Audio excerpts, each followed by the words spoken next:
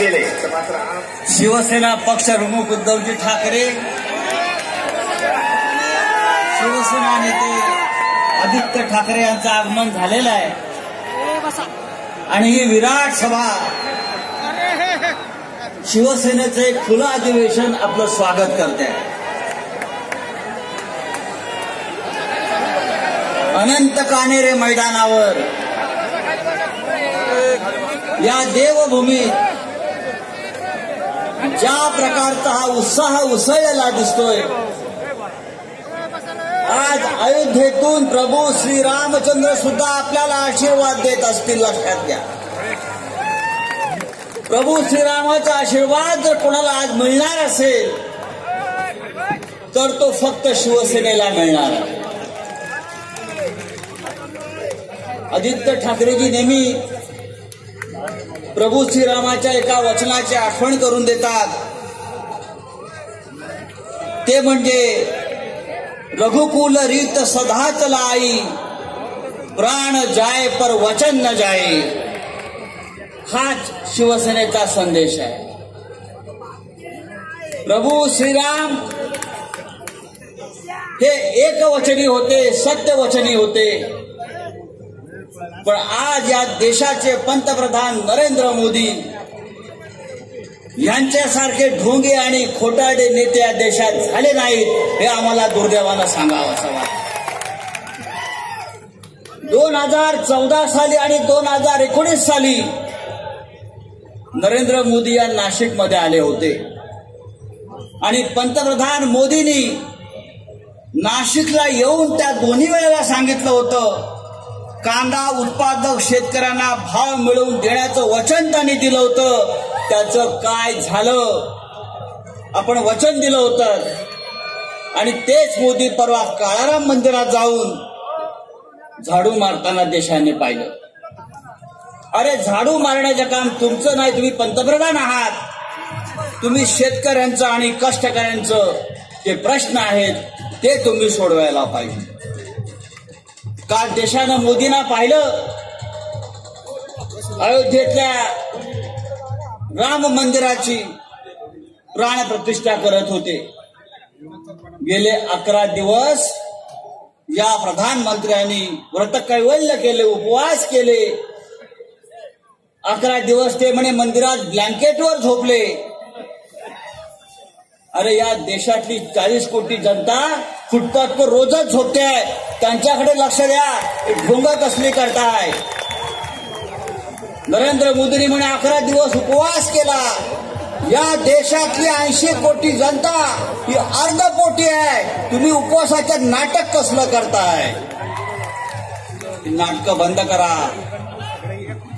आणि मला गंमत वाटते, इतका आनंदाचा क्षण, प्रभू श्रीराम मंदिरात गेले, इतका मोठा संघर्ष झाला, आमच्या सगळ्यांच्या चेहऱ्यावर आनंद आहे की राम आपल्या मंदिरात पोहोचलेले आहेत.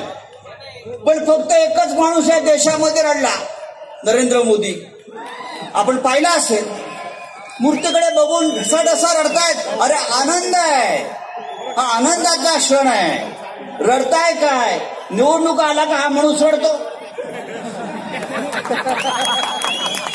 पुलवामामध्ये 40 जवानांचं हत्या झाली, हौतात्म्य झालं, तेव्हा यांच्या डोळ्यामध्ये अश्रू आले नाहीत.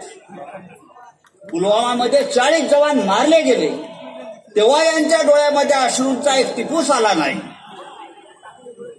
महाराष्ट्रामध्ये गेल्या 1.5 वर्षामध्ये 2000पेक्षा शेतकऱ्यांनी आत्महत्या केल्या. हे प्रधानमंत्री महाराष्ट्रात आले, त्यांच्या डोळ्यामध्ये अश्रू आले नाही.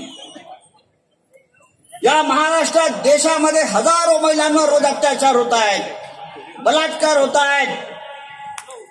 या प्रधानमंत्र्यांच्या डोळ्यामध्ये कधी अश्रू आले नाहीत. पण राजकारणात निवडणूक आली की अशा एखाद्या प्रसंगामध्ये हे महाशय डोळ्यातून ढसाढसा अश्रू काढून रडतात. हे मगरीचे अश्रू आहेत, हे खोटे अश्रू आहेत. ते लक्षात घ्या. या देशामध्ये रोज भ्रष्टाचार होतोय, हजारो कोटीचा भ्रष्टाचार होतोय. तो भ्रष्टाचार पाहून यांच्या डोळ्यामध्ये अश्रू येत नाहीत. पण रामाची मूर्ती पाहून त्यांच्या डोळ्यामध्ये अश्रू येते. मला असं वाटलं की रामानं बहुतेक त्यांच्यावर डोळे वटारले असतील, तुम्ही इथे का आलात म्हणून. या देशामधली परिस्थिती अशा प्रकारे गंभीर आहे. या महाराष्ट्राची परिस्थिती गंभीर आहे. तिथे रामराज्य येत असताना, रामाचं राज्य अयोध्येमध्ये येत असताना या महाराष्ट्रामध्ये गद्दारांचं राज्य आलं, हे आपलं दुर्दैव आहे. आणि म्हणून मी सांगतो, एकच घोषणा देतोय की सातत्याने देशात देण्यात आलेली आहे. तख्त बदल दो, तख्त बदल दो, राज बदल दो, गद्दारों का राज उखाड़ दो. या प्रकारचा एक आपल्याला संदेश घेऊन या देशामध्ये जायचं आहे. काय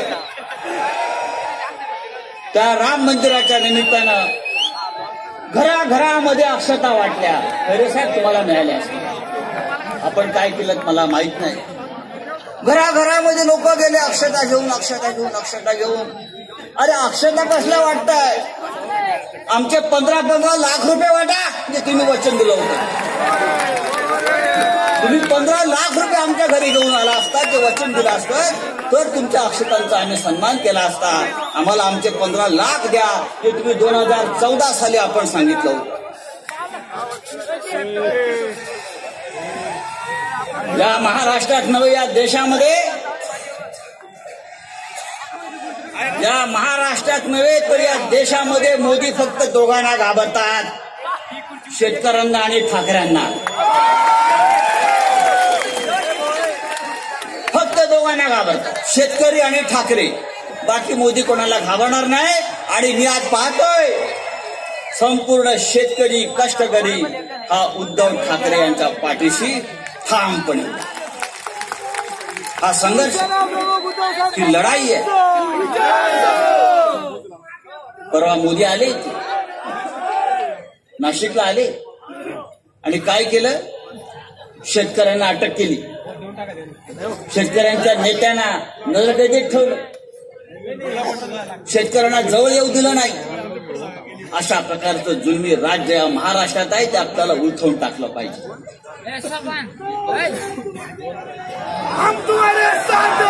नुसतं आगे बढवायचं नाहीये, आपल्याला ही शिवसेना दिल्लीपर्यंत पोहोचवायची आहे. पुन्हा एकदा या दिल्लीचं राज्य आपल्या हातात घ्यायचं आहे, या महाराष्ट्र राज्य आपल्या हातामध्ये घ्यायचं आहे. आणि माननीय उद्धव साहेबांना मी तर म्हणतो, फक्त महाराष्ट्र नाही तर देशाचं नेतृत्व आपल्याला द्यायचं आहे.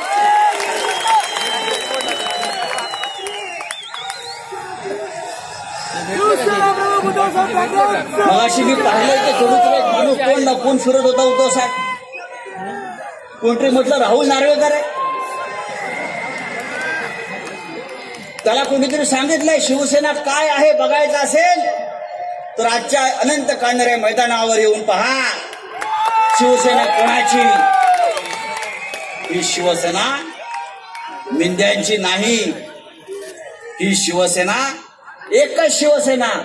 हा गट तो गट वगैरे नाही. शिवसेना एकच, ती बाळासाहेब ठाकरेंची आणि उद्धव ठाकरे यांच्या नेतृत्वाची. कालपासून आपण इथे नाशिक शहरामध्ये उभी करतात. मोदीजी, हे हिंदुत्व आम्हाला मान्य नाहीये. त्यावेळेला छत्रपती शिवाजी महाराजांनी सुरत लुटली होती. ती गुजरातची म्हणून नव्हती लुटली, इंग्रजांची वखार लुटली होती. इंग्रजांची वखार सुरतेला होती म्हणून सुरत लुटली होती. तुम्ही मोदीजी आमचा महाराष्ट्र लुटतात, महाराष्ट्र ओरबाडता आहात. गुजरात तुम्ही समृद्ध करा, आम्हाला आनंद होईल. पण जे माझ्या महाराष्ट्राच्या हक्काचं वैभव आहे ते तुम्ही ओरबाडता आहात, हे आम्ही ओरबाडू देणार नाही. त्याच्यासाठी आज आम्ही तुमच्या समोर लढाईला उभे आहोत. आणि मिंदे जे बोलतात ना, यांनी बाळासाहेबांचे विचार सोडले. अरे मिंद्या, तुझ्या समोर महाराष्ट्र ओरबाडला जातोय आणि तू शेपूट हलवत दिल्लीची चाकरी करतोय. शेपूट हलवत बसतो खुर्चीसाठी. हे बाळासाहेबांचे विचार, हे बाळासाहेबांचं हिंदुत्व, हे शिवसेनेचं हिंदुत्व. आणि काही दिवसापूर्वी पंतप्रधान माझ्या कोकणात जाऊन आले, सिंधुदुर्गात. नौदल दिन होता तो. बरं वाटलं की तिकडे सुद्धा नौदलाचा दिन साजरा केला. एक बडे बडे छत्रपती शिवाजी महाराजांचा पुतळा त्यांनी बसवला. कोकणवासियांना वाटलं काहीतरी कोकणात येईल, कसलं काय आणि कसलं काय. हे गेले आणि तिकडे येणारा तो पाणबुडी पर्यटनाचा प्रकल्प तो सुद्धा गुजरातमध्ये नेला. क्रिकेटची फायनलची मॅच सुद्धा तिकडे गेली, नाहीतर आपण जिंकलो असतो.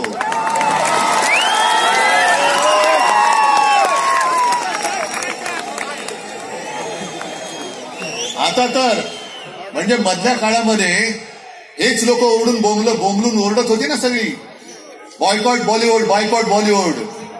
आणि काय काय होतं काल राम मंदिराच्या इकडे सगळे बॉलिवूडच बॉलिवूड. म्हणजे शंकराचार्य नाही, पण शंकराचार्यांचं काम करणारे तिकडे हे यांचं थोतांड. बॉयकॉट बॉलिवूड. आता ते फिल्मफेअरचा तो सोहळा आहे तो सुद्धा आता ते गुजरातमध्ये घेऊन चालले. म्हणजे जिथून जिथून जे काही महसूल मिळण्याची जी काही ठिकाणं आहेत ती सगळी ओरबाडून गुजरातमध्ये घेऊन जातात, सगळी घेऊन जातात. कशासाठी तुम्ही हे करतात सगळे? काय महाराष्ट्राने असं काय तुमचं पाप केलेलं आहे की तुम्ही आमच्या मुळावरती आला? जो महाराष्ट्र संकटात तुम्हाला दिल्लीमध्ये घेऊन गेला त्या महाराष्ट्राच्या मुळावर तुम्ही घाव का घालता आहात? आणि मग हे असं बोलल्यानंतर यांनी बाळासाहेबांचे विचार सोडले. तुम्ही आज मला सांगा, मी एक तरी बाळासाहेबांचा विचार सोडल्याचं तुमचं मत असेल तुम्ही सांगाल तर मी जे आहे ते पद सुद्धा मी सोडून द्यायला तयार आहे, जसं मी मुख्यमंत्री पद सोडलं. जा त्या नार्वेकरला सांगा, लबाडाला सांगा, इकडे येऊन हिंमत असेल तर इकडून मध्ये येऊन बोल, मी तुझ्या बरोबर येतो. आणि सांग शिवसेना कोणाची.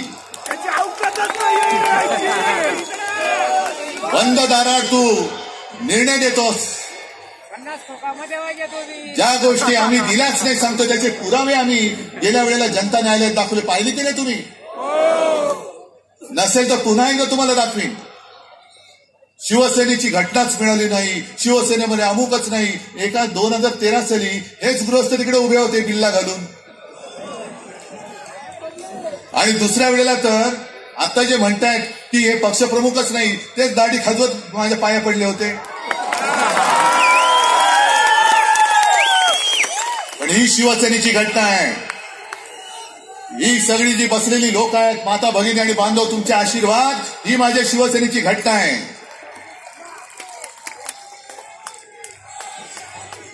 तुमच्याकडे शंकराचार्यांना मान नाही, तुमच्याकडे तुमच्या मित्रांना स्थान नाही.